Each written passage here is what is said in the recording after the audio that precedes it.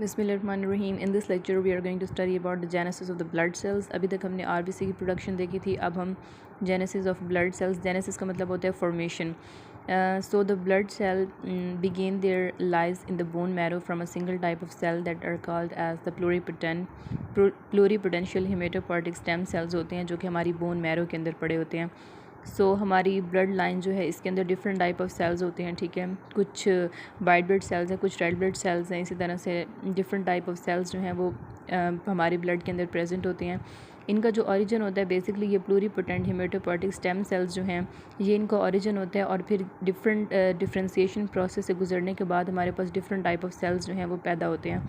So the genesis of the blood sales को में क्या है कि जो प्लूरीपोटेंशियल हेमेटोपोइटिक सेल्स जो कि बेसिकली हमारी बोन मैरो का इंपॉर्टेंट पार्ट है, बोन मैरो के अंदर पाए जाते हैं। उसके बाद ये डिफरेंट टाइप ऑफ सेल्स जो हैं प्रोड्यूस करेंगे after the process of differentiation, from which all the cells of the circulating blood are eventually derived. Shows the successive, यहाँ पे एक फिगर शो की गई है जिसके अंदर दिखाया गया है कि किस तरह से जो है वो फॉर्मेशन होती है। आप सबसे पहले देख सकते हैं कि प्लूरीपोटेंट हेमेटोपोइटिक स्टेम सेल्स जो कि हमारी बोन मैरो में है, ये कॉलोनी फॉर्मिंग यूनिट बनाएंगे स्प्लीन के अंदर, ठीक है। फिर ये कॉलोनी फॉर्मिंग यूनिट से फर्दर हमारे पास कॉलोनी फॉर्मिंग यूनिट ब्लास्ट और कॉलोनी फॉर्मिंग यूनिट ग्रेनिलियोसाइट्स, ए ग्रेनिलियोसाइट्स की कैटेगरी और एरिथ्रियोसाइट्स की कैटेगरी आती है।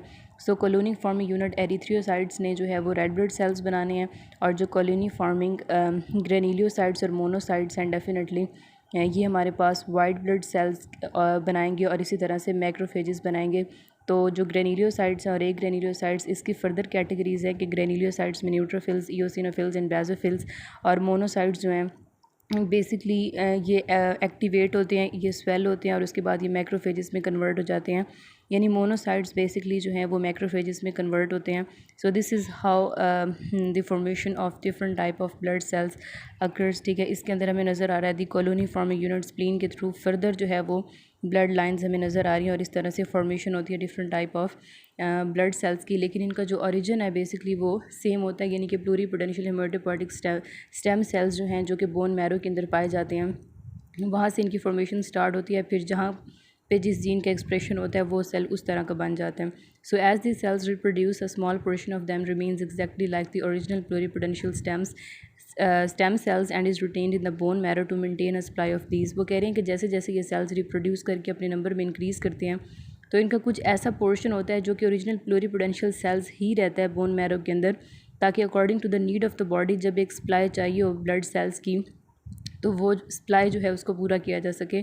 Although their numbers diminished with age, age जो है वो इम्पॉर्टेंट फैक्टर है जो कि ब्लड सेल्स की जो कंसनट्रेशन है या उसकी जो एक पर्टिकुलर रेंज है उसको इफेक्ट कर सकता है। So most of the reproduced cells however differentiate to form the other cell types shown to the right in this figure, ठीक है। तो वो ये कह रहे हैं कि बेसिकली सेल्स एक पर्टिकुलर डिफ्रेंसिएशन के बाद different type of cells produce करते हैं। The intermediate stage cells are very much like the pluripotential stem cells even though they have already become committed to a particular line of cells and are called as the committed stem cells.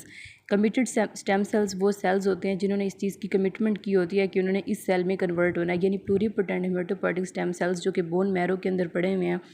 उसके बाद जो different type of हमारे पास blood cell आते हैं तो उन्होंने basically वो committed stem cells हैं कि उन्होंने इसमें कन्वर्ट होना है, यानी कि कुछ सेल्स होंगे जो कि बनाएंगे वाइट ब्लड सेल्स, कुछ ऐसे सेल्स होंगे जो रेड ब्लड सेल्स बनाएंगे। फिर वाइट ब्लड सेल्स की भी दो कैटेगरीज़ हैं, ग्रेनिलियोसाइट्स और ए ग्रेनिलियोसाइट्स। तो किस तरह से डिफरेंट टाइप ऑफ सेल्स बनते हैं डिपेंडिंग अपॉन दी कमिटमेंट के जो जहाँ पे जिस तरह का जीन एक्सप्रेशन होगा फिर वहाँ से उस तरह का सेल जो है वो प्रोड्यूस हो जाएगा। So the different committed stem cells when grown in culture will produce the colonies of a specific types of the blood cells. The committed stem cells that produces erythrocyte is called as colony forming unit erythrocyte, and the abbreviated as CFUE is used to designate this type of the stem cell. तो जो colony forming एरिथ्रियोसाइट है basically वो हमारे पास RBC की production करते हैं, और इसी तरह से जो हमारे पास colony forming unit granulocytes, neutrophils, eosinophils, basophil की प्रोडक्शन करेंगे, और जो मोनोसाइट्स हैं वो करेंगे मैक्रोफेजेस की। So that was all about the genesis of the blood sales.